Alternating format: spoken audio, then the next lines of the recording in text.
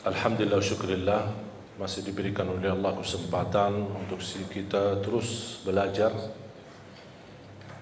Bisa habis umur kita, belum tentu habis belajar. Bahkan semakin banyak belajar, semakin tahu diri bodoh. Dan belajar itu menjadi fardu ainin, faridah setiap muslim dan muslimah. Apalagi mempelajari bagaimana kita bisa dan mampu mendekatkan diri kita kepada Allah Subhanahu wa taala. Dan kedekatan kita sama Allah harus tahu ilmunya dan cara supaya kita tidak salah langkah. Dan alhamdulillah, Islam merupakan agama yang sempurna, yang sudah jelas segala arahannya untuk kehidupan kita. Keluarga, bersama anak kita, mencari nafkah dan rezeki, urusan ibadah, urusan sosial, kesehatan, semua sudah diatur dan disusun oleh agama kita Islam. Yang perlu kita perhatikan adalah Al-Quran. Man arada ad-dunya fa'alayhi bil-Quran, wa man arada al-akhirah فعليه بالقرآن ومن أراد الدنيا والآخرة فعليه بالقرآن. Barang siapa yang ingin dunia, jagalah Al-Quran. Barang siapa yang ingin akhirat, jagalah Al-Quran. Barang siapa yang ingin dua-duanya, dunia dan akhirat, jagalah Al-Quran. Cukup kemuliaan Al-Quran itu merupakan keberkahan bagi kita, bahkan kita termasuk orang yang mulia di sisi Allah Subhanahu wa taala. Sebagaimana bersabda Rasulullah sallallahu alaihi wasallam, khairukum man ta'allama al-Qur'ana wa 'allama.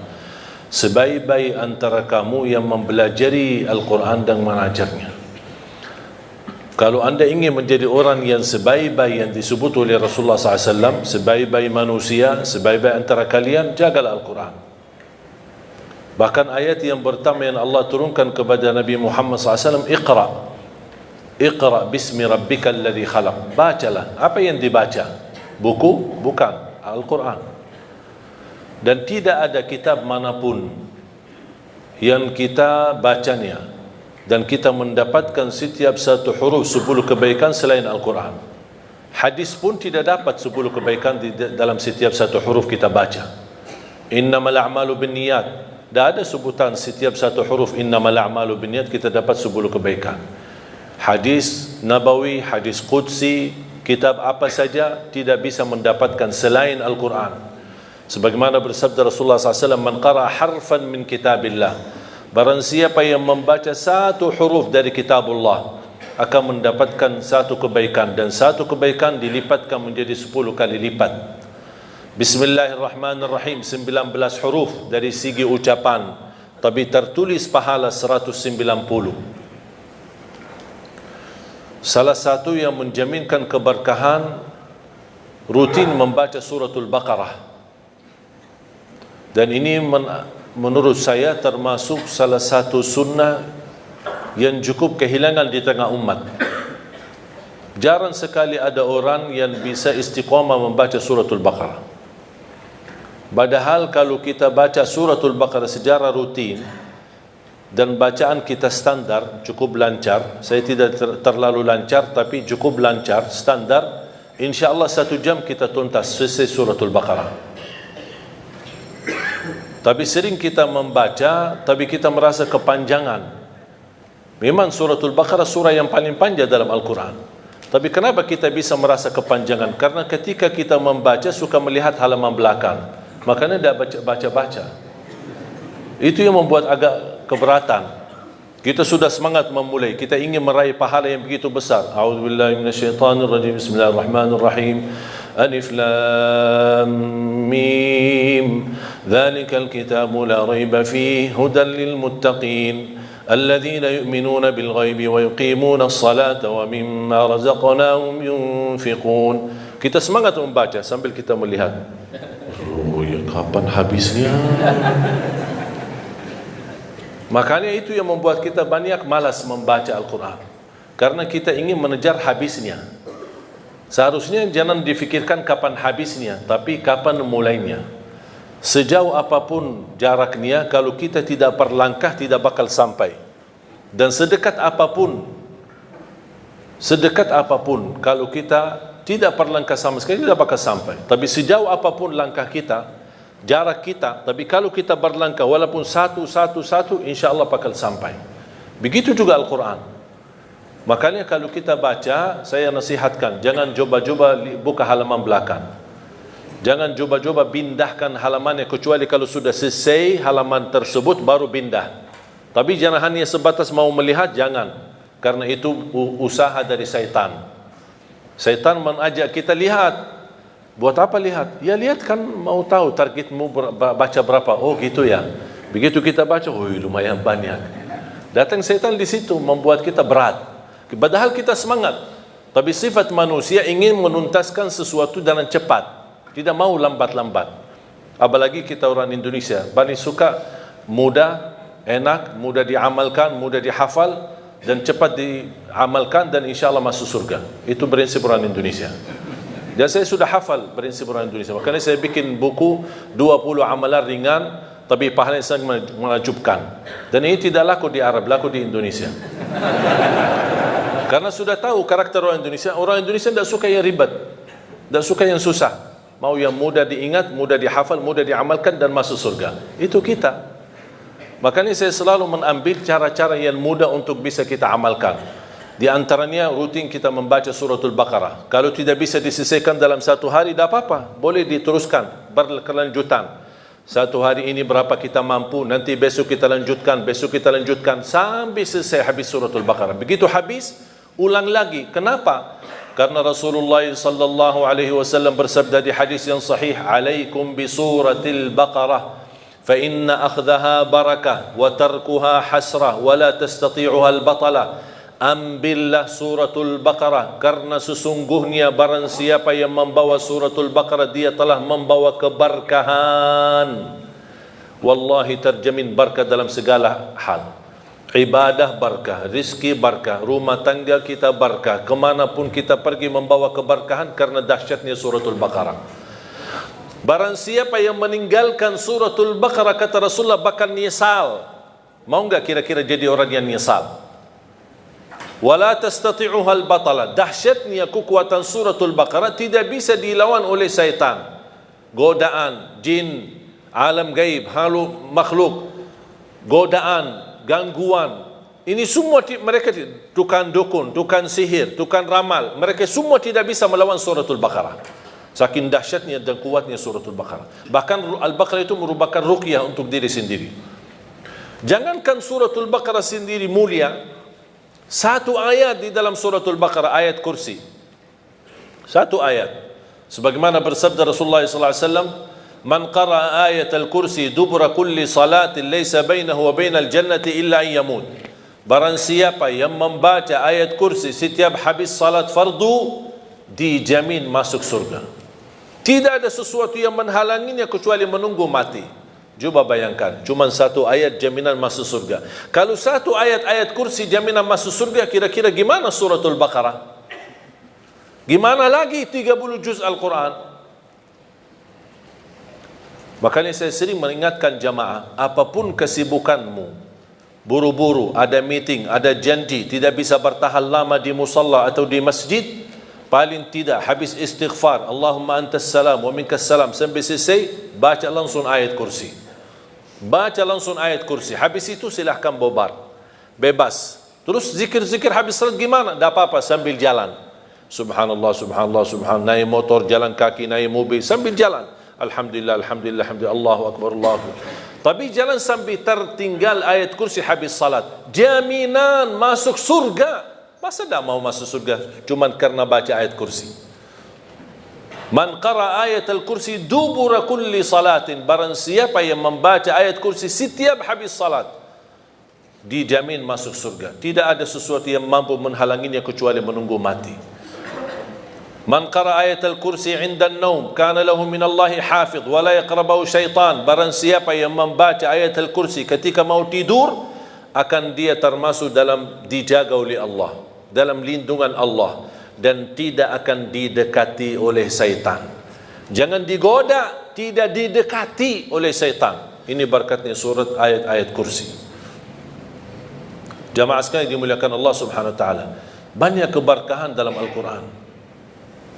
Banyak anugerah, banyak kenikmatan. Salah satu amalan sederhana, tapi Rasulullah SAW tidak pernah tinggalkan. Sampai di saat sakratul maut, Rasulullah SAW masih mengamalkan. Walaupun secara fisik, karena menghadapi sakratul maut, Rasul tidak mampu mengangkat tangannya, dibantu oleh Siti Aisyah radhiyallahu anha mengangkat tangan Rasulullah SAW. Baca 3 qul di saat mau tidur. Dalam kondisi duduk, menghadapi kiblat, tidak menghadapi kiblat, dan kita baca. Mulai caranya seperti Rasulullah SAW, mengangkat tangannya seperti mau berdoa, tapi rapat tangan, kemudian dekati dengan mulut. Seperti ini. Dibacakan dalamnya 3 qul. Qul huwallahu ahad, al-falaq, an-nas. Selesai, tiup 3 kali. Tiup ya, bukan meludak ya. Tiup 3 kali. Baru usap badan. Dari kepala sampai ujung kaki. Dari depan dan belakang. Kalau belakang sesuai kemampuan. Jangan maksa-maksa. Ya sesuai kemampuan. Kemudian habis selesai, diulang lagi. Seperti ini. Baca qul huwallahu ahad, al-falaq, an-nas. Kemudian tiup 3 kali. Kemudian usap badan dari kepala sampai ujung kaki sampai 3 kali seperti ini. Qul huwallahu ahad, al-falaq, an-nas, kemudian tiup 3 kali, kemudian usap badan. Ini amalan tidak pernah Rasul tinggalkan sampai di sakratul maut, sudah menghadapi kematian, datangnya malaikatul maut. Rasul sudah secara fisik tidak mampu angkat tangan, saking begitu berat sakratul maut. Siti Aisyah yang temenin, Siti Aisyah mengangkat tangannya, Siti Aisyah yang mendekati tangan Rasulullah SAW dekat mulutnya Siti Aisyah. Siti Aisyah bacakan, kemudian tiup Siti Aisyah di tangan Rasulullah SAW, kemudian dia menggerakkan tangan Rasulullah SAW untuk usap badan Rasul sendiri. Kata Aisyah radhiyallahu anha, karena tangan Rasulullah jauh lebih berkah daripada tanganku. Makanya Siti Aisyah menggunakan tangan Nabi Muhammad SAW. Boleh kita berarti dalam contoh ini, kalau kita punya anak-anak sudah tidur duluan, kita boleh bacakan sambil tiup tangan kita, kemudian usap badan anak-anak kita. Wallahi amal itu dahsyat. Gangguan, sihir, hasud, mata orang, dengki, macam-macam orang yang mau menyakiti kita, insya-Allah dalam lindungan Allah Subhanahu wa taala. Disumbuhkan dari segala penyakit rohani maupun jasmani. Dan ini disunnahkan setiap waktu mau tidur di malam hari. Berarti subhanallah, setiap kita ada ikatan sama Al-Quran, selalu kita akan dijaga oleh Allah Subhanahu wa taala. Bapak Ibu jamaah sekalian, tugas kita cuma satu, berkenan temani Al-Quran di dunia. Berkenan temani Al-Quran di dunia, berteman sama Al-Quran di dunia. Itu hanya tugas kita, itu aja. Tahu enggak apa yang akan dibalas oleh Al-Quran? Kalau kita berkenan berteman sama Al-Quran di dunia, Al-Quran akan balas bukan hanya satu, tapi banyak sekali. Al-Quran akan berkenan temani kita di dunia. Al-Quran akan berkenan temani kita saat sakratul maut. Al-Quran akan berkenan temani kita saat kita di alam kubur, hayat barzakh, sendirian. Al-Quran akan temani kita saat menghadapi munkar nakir. Al-Quran akan temani kita saat dibangkitkan oleh Allah Subhanahu wa taala. Al-Quran akan temani kita saat dihisab. Al-Quran akan temani kita saat jalan di atas sirat menuju surga. Apakah begitu sampai ke pintu surga Al-Quran melepaskan? Tidak. Al-Quran masih berkenan temani kita sampai masuk surga. Apakah begitu masuk surga Al-Quran meninggalkan? Tidak. Masih Al-Quran bersama kita sampai naik ke derajat yang tertinggi di dalam surga Allah. Kata Rasulullah sallallahu alaihi wasallam, yuqalu liqari al-Quran, iqra warqa warattil kama kunta turattilu fid dunya fa inna manzilataka 'inda akhir ayatin taqra'uha. Sebagaimana kata Rasulullah SAW, nanti ahlul Quran di dalam surga disuruh baca, naik, baca, naik, dan tertil sebagaimana kamu tertil di dunia, karena posisimu di mana kamu berhenti baca, itulah derajatmu di dalam surga Allah Subhanahu wa taala. Kata Siti Aisyah radhiyallahu anha, adadu darajatil jannah bi'adadi ayatil Quran, falaysa fi ahli jannati a'la darajatan min ahli Quran. Jumlah tingkatan dalam surga Allah sesuai jumlah ayat Al-Quran. Oleh karena itu tidak ada yang lebih tinggi di dalam surga Allah daripada ahli Quran. Coba bayangkan, tidak ada sesuatu amalan yang bisa menemani kita di dunia sampai akhirat, bahkan sampai menuju surga selain Al-Quran. Banyak amalan yang lain, sedekah, puasa, salat, ada manfaatnya. Tapi yang berteman kita, menemani kita, bersama kita sampai ke surga, bahkan di dalam surga, masih membawa kita naik ke derajat yang tertinggi, itu Quran. Makanya fantas kita memberikan perhatian sama Al-Quran. Yang aku heran, banyak orang Muslim tapi tidak mampu khatam Al-Quran. Bertahun-tahun berlalu tapi tidak khatam Al-Quran sama sekali. Saya kaget ketika saya diundang di salah satu acara syukuran. Kenapa acara syukuran? Karena ada seorang anak yang sudah khatam Al-Quran. Dan begitu saya hadir, saya fikir kalau bahasa khatam Al-Quran di kota kita di Madinah, saya ingat waktu kita di Madinah, kalau kita bilang khatam Al-Quran berarti sudah hafal. Jadi saya diundang acara syukuran, katanya ini anak saya khatam Al-Quran. Subhanallah, Masya Allah. Begitu saya mau tes, kayaknya Ustaz salah faham. Ini kenapa? Oh, kami biasa ada budaya kalau kita khatam satu kali seumur hidup bikin acara syukuran. Oh, seumur hidup bikin acara syukuran. Masya Allah. Bukan Masya Allah, na'udzubillah. Ku berarti diajarkan, ditanamkan kepada anak kita cukup seumur hidup satu kali khatam Al-Quran. Padahal Rasulullah SAW mengajarkan kita minimal setiap bulan satu kali. Kalau Rasulullah SAW punya kebiasaan setiap minggu satu kali. Ada sebagian sahabat 3 malam satu kali. Uthman bin Affan setiap malam satu kali. Saya punya guru pagi hari 10 juz sampai siang hari baca. 10 juz yang sudah dibaca di pagi hari dia dipakai di dalam salat tahajudnya malam hari. Besoknya 10 juz yang kedua dibaca di pagi dan siang hari. Malamnya dipakai untuk salat tahajudnya. Hari ketiganya 10 juz yang terakhir juga di malam hari digunakan untuk salat tahajudnya. Berarti dia dalam 3 hari khatam 2 kali. Dalam baca siang hari dan juga salat tahajud malam hari. Pertanyaan saya, Bapak Ibu sudah berapa kali khatam Quran? Ada seorang ulama ketika menghadapi sakratul maut, istrinya menangis.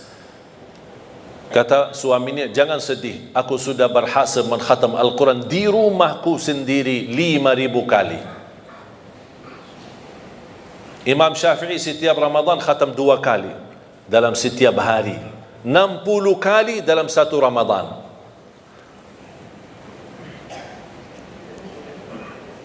Kira-kira ada target enggak kita khatam Al-Quran? Banyak orang beralasan, saya sebenarnya ingin khatam Al-Quran, tapi saya tidak faham. Dan katanya kalau tidak faham, mendingan tidak usah baca daripada salah. Itu bisikan syaitan, bukan bisikan kiai. Ini syaitan yang berkata itu. Membaca Al-Quran sampai khatam, walaupun tidak faham sama sekali, boleh. Membaca Al-Quran walaupun tidak baca terjemahannya sama sekali, saya jawab, boleh. Membaca Al-Quran walaupun tidak menhayati isinya sama sekali, saya jawab, boleh. Terus gimana kalau kita baca tidak faham? Tetap dapat 10 kebaikan dari setiap satu huruf. Itu dapat.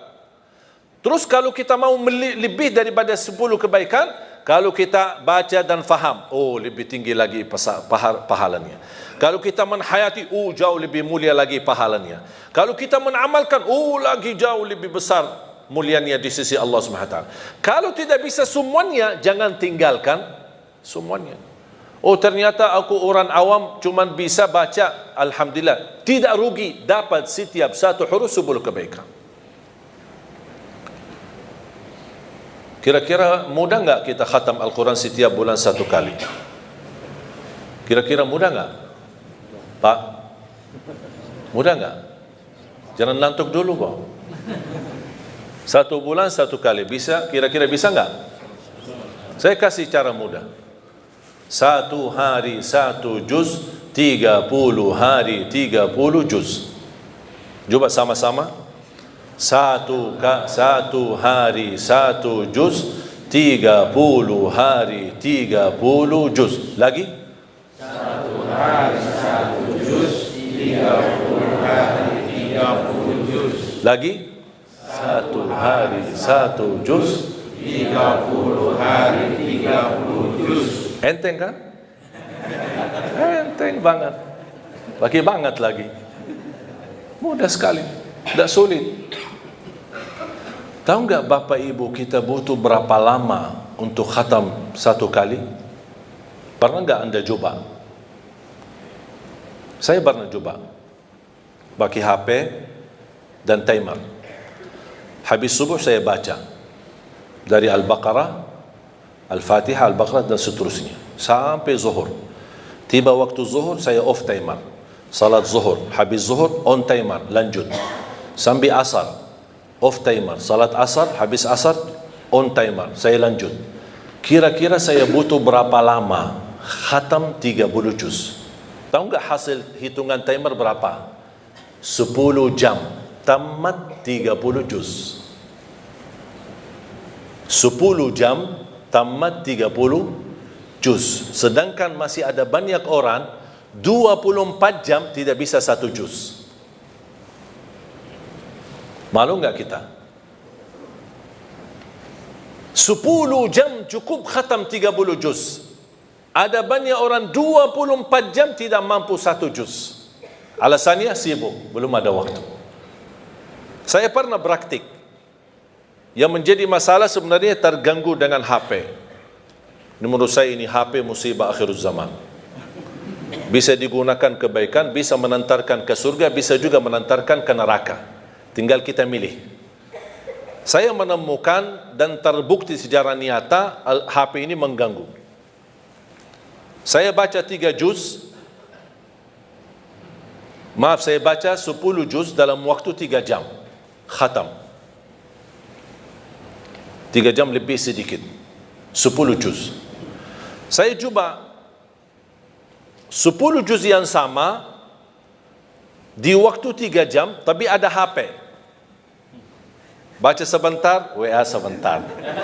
Baca sebentar, angkat telepon sebentar. Baca sebentar, jawab ini jamaah sebentar. Tahu nggak hasilnya? Sudah selesai 3 jam, saya cuma dapat 2 juz, tak sampai 3 juz. Baru saya tahu, oh ini dia yang bikin masalah. Masalahnya bukan kita sengaja membuat ganggu aktivitas ibadah, tetapi kita tidak sadar. HP ini tidak sadar kita sudah terlalai dari waktu.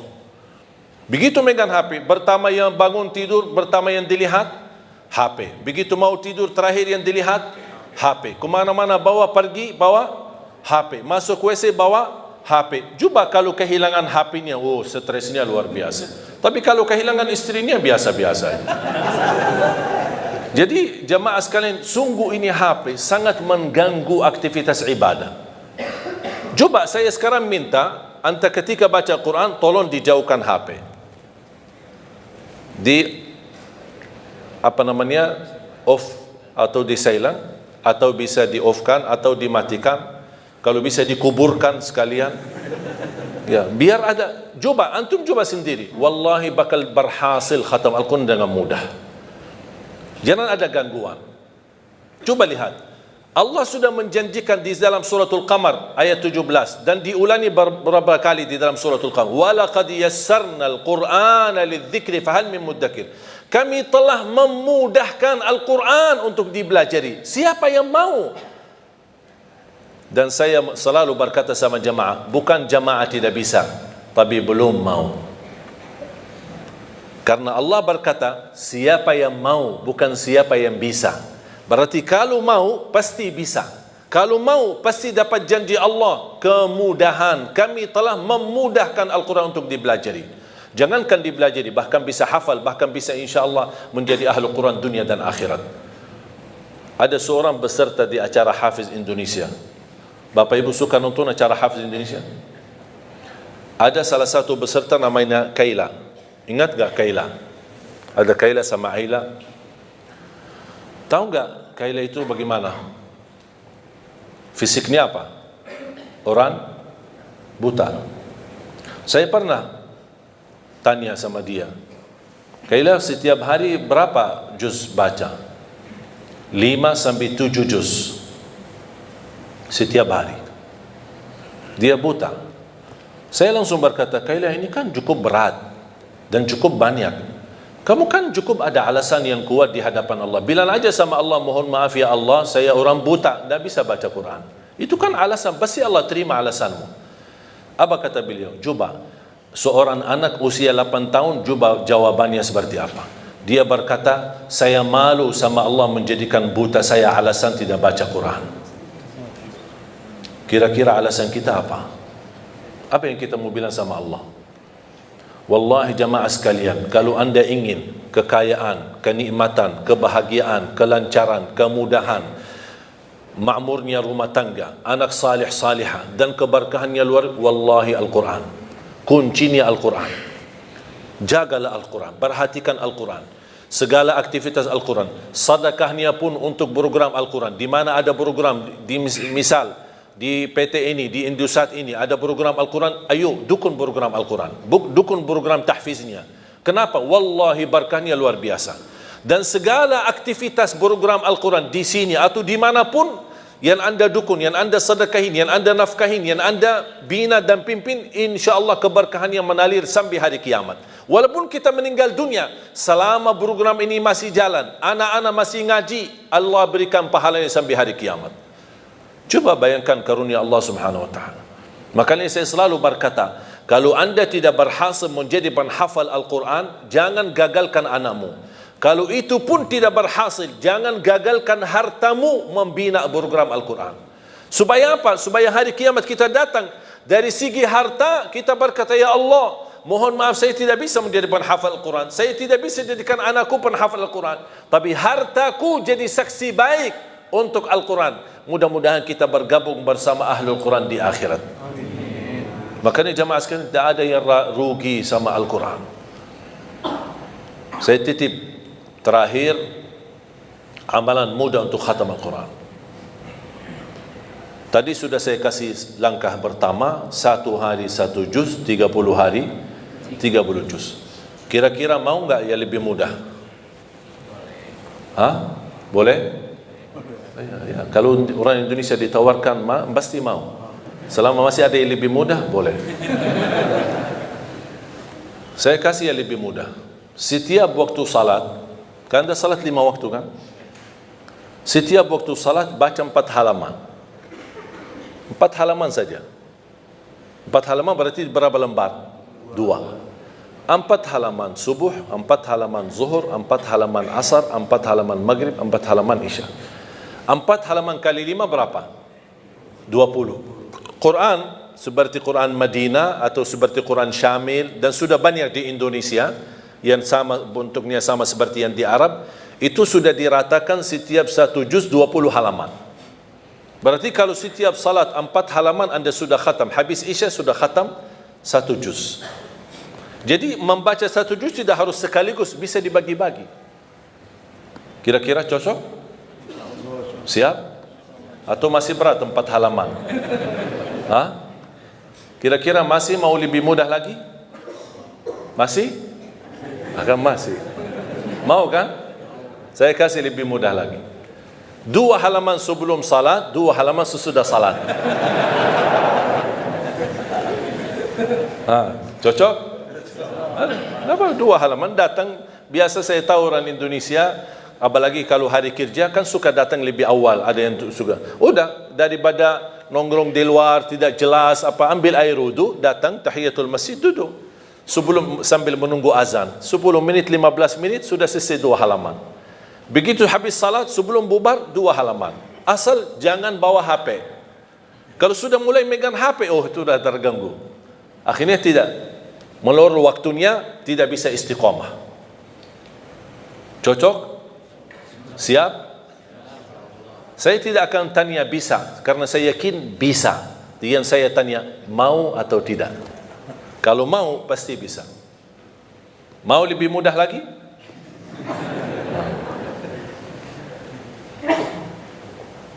Cara yang terakhir saya kasih 2 halaman sebelum salat, 2 halaman sesudah salat. Itu termasuk cara yang termudah bagi orang yang paling malas. Kalau itu sudah tidak bisa, saya angkat tangan. Inna lillahi wa inna ilaihi raji'un. Udah, itu disalatin aja. Kalau seperti ini disalatin, udah habis. Jamaah sekalian yang dimuliakan Allah Subhanahu wa taala. Saya harap paling tidak mulai harimu baca Quran, tutupi harimu baca Quran. Paling tidak. Wallahi di antaranya antum lihat keberkahannya luar biasa. Sebelum beraktivitas, begitu bangun pagi hari, sebelum pergi ke kerja baca. Saya diajarkan sama guru saya, setiap masuk masjid atau musalla dimanapun, dalam perjalanan, musafir, dimanapun saya berada, lihat di mana ada Quran, saya ambil Quran, saya baca walaupun 1 ayat. Saya tanya, kenapa wahai guru? Kata beliau, supaya berbanyak saksi di bumi. Berbanyak saksi di bumi. Semua Quran yang ada dimanapun, di masjid, di musalla, saya lagi dalam perjalanan, apalagi kemarin musafir, perjalanan safari dakwah, setiap mampir ke musalla masjid, ambil berapa Quran, depan, belakang, terus masjid musalla yang lain. Kenapa? Untuk berbanyak saksi, walaupun 1 ayat. Dan lihat bagaimana semakin baik hubungan kita sama Al-Quran, semakin banyak kemudahan yang Allah berikan. Terutama suratul Baqarah. Bahkan kalau bisa rutinkan bacaan suratul Baqarah dalam rumahmu. Karena Rasulullah SAW menjaminkan rumah yang dibacakan dalamnya suratul Baqarah tidak akan didekati oleh syaitan. Bahkan syaitan bakal kabur, lari dari rumah yang ada, yang dibacakan suratul Baqarah. Al-baitul ladzi tuqra'u fihi suratul Baqarah yafirru syaitanu minh, atau yanfiru syaitanu minh. Rumah yang di dalamnya dibacakan suratul Baqarah, syaitan bakal kabur. Apapun masalah dalam rumah tangga, yakini karena banyak syaitan. Bagaimana bisa mengganti syaitan dihadiri oleh malaikat, syaitan diusir dan malaikat yang hadir? Baca suratul Baqarah dalam rumah kita. Itu dirutinkan. Dan suratul Baqarah sendiri akan menjadi naungan nanti di hari kiamat.